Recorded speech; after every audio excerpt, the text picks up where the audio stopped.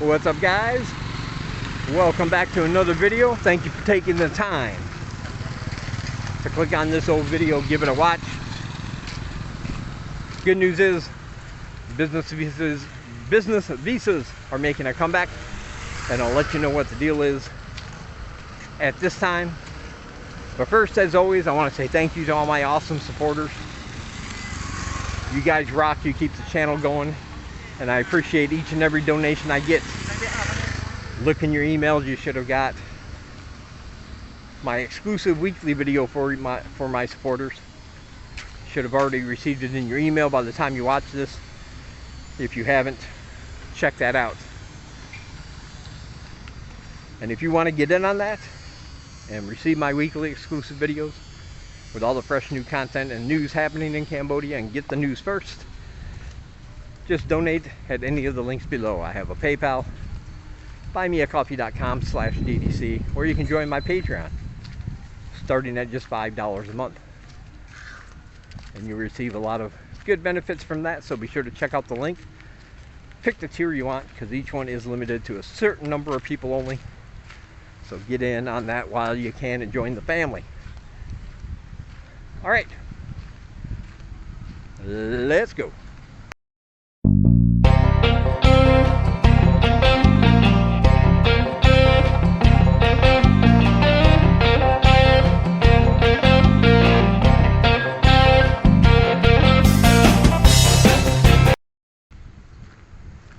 All right, so in case you haven't heard, business visas are back, kind of, in Cambodia. I've had people asking me about that. They want to know if I come in on a tourist visa, can I change it to a business visa if I want to stay longer? And up until now, that answer was no. Before the pandemic, to change from a tourist visa to a business visa, you have to actually leave the country. You know, go across the border to Vietnam or Thailand, come back in, get it stamped for a business visa instead of a tourist visa, and that was the only way to get that done. And during the pandemic, once everything started reopening here just this month, they're only allowing tourist visas. Tourist visas are the ones that they were allowing with no clear path to getting a long-term visa to stay if you wanted to work or retire. But now all that's changed, and for a limited time the government has said, if you come here on a tourist visa and you decide you want to stay, you'll be able to change your tourist visa to a business visa, and you don't even have to leave the country to do it. Yep, you can just go to any travel agency and get it changed right here in country.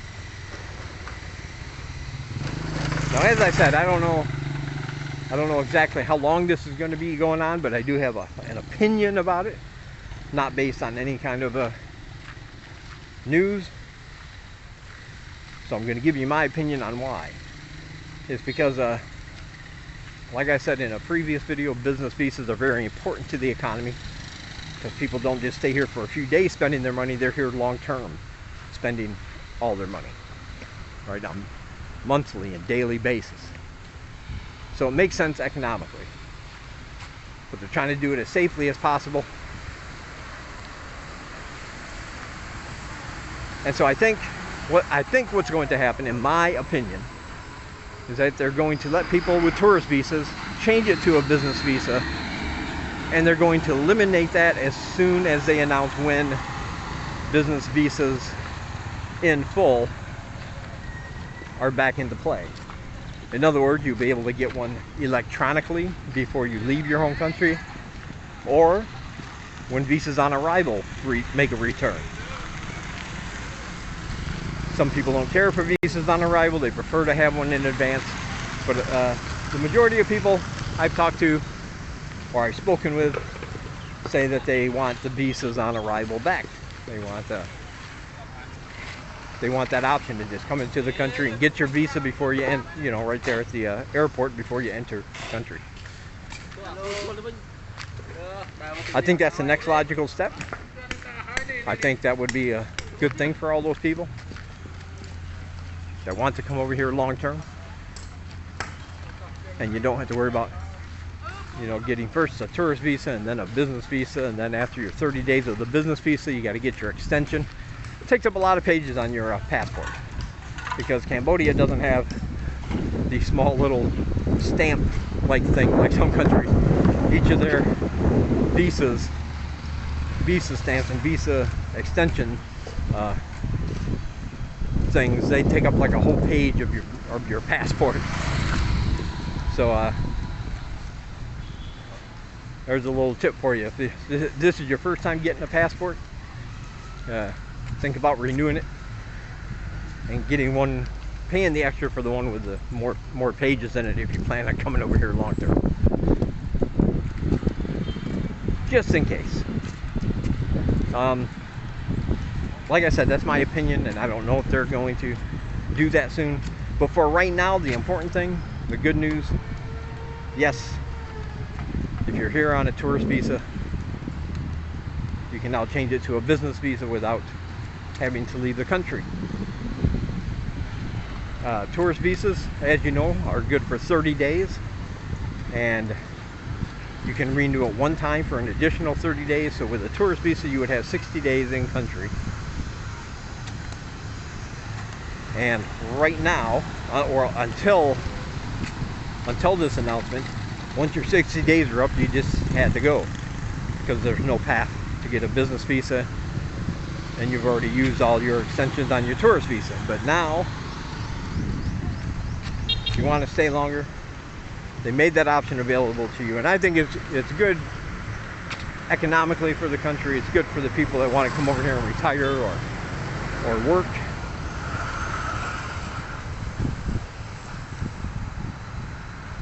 And like I said, I don't know when they're going to, if they're going to stop it after a certain amount of people do that, or if they're just going to keep this going until they make a clear announcement about when they're bringing the normal business visas back.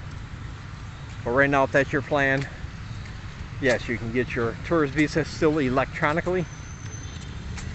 Come over here after your first 30 days, just change it to a business visa, and you can get those business visas for 1 month, 3 months, 6 months, or even a year.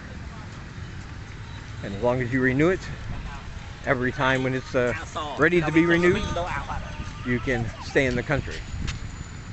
Somebody wanted to know how long they could stay in Cambodia.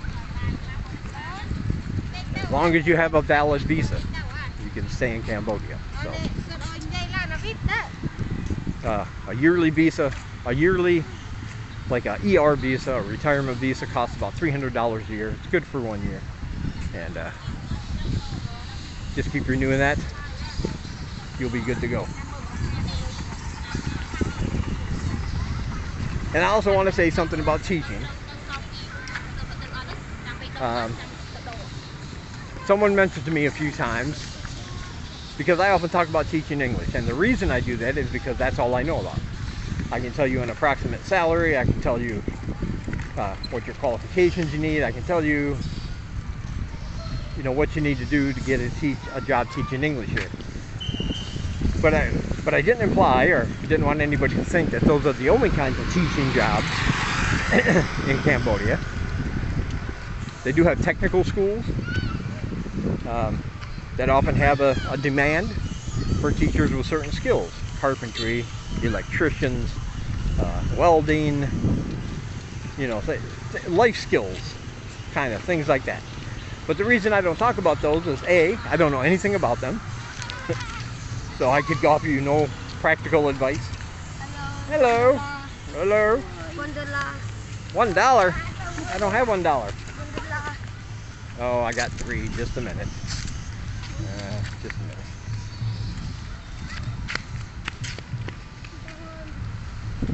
All right. All right. Don't spend $1 in one place. Anyway, I don't know much about them. I don't know how much they pay in salary. I don't know if the qualifications are the same. Obviously, you probably won't need a TEFL TEFL is teaching English as a foreign language, and if you're not going to teach English, probably don't need one of those. I don't know what kind of experience you need, but I do want to say that based on this person's comments, I know they are available, and so, like I said, sometimes there's a need, a big need to fill these kind of teaching positions, and so there you go. You can look into that, maybe Google it, look up some websites. Like I said, I don't know anything about that kind of teaching here, which is why I haven't mentioned it earlier. I can only tell you what I know based on my own experience. But I wanted to get that out of the way.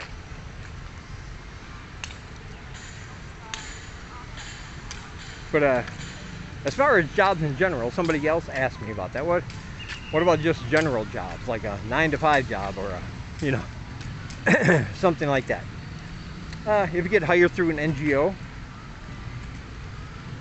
as a foreigner, you can get a paid position in some kind of administrative duty, maybe something to do with computers, community outreach, secretarial type positions. But as far as just in general, walking down the street, seeing a business, walking in and applying as a foreigner, the answer is no. You're not allowed to do any job that a local could do in Cambodia.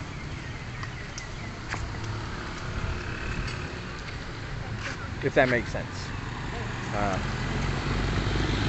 So you're not going to be able to work at local companies.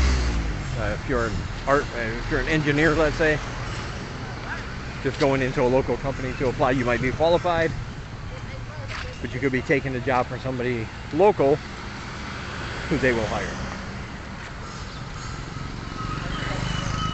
That's why teaching jobs are so readily available and very prominent here, because it's one of the few jobs that a foreigner can come over here and get without running afoul of the law.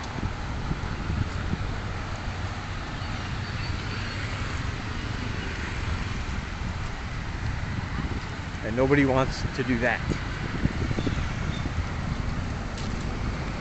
So yeah, there are opportunities here. Like I said, you can also start your own business if you want.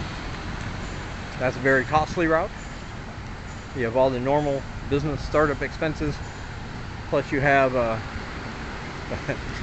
portfolio full of red tape and paperwork and things you need to negotiate locally here to make sure your business is registered with the government, that you're paying your taxes, that you're hiring local Khmer people and paying them a fair wage. You have all that kind of stuff to deal with, but that is certainly an option if you have the money for it, because most likely you're going to need a local lawyer to help you with all the hurdles, all the paperwork,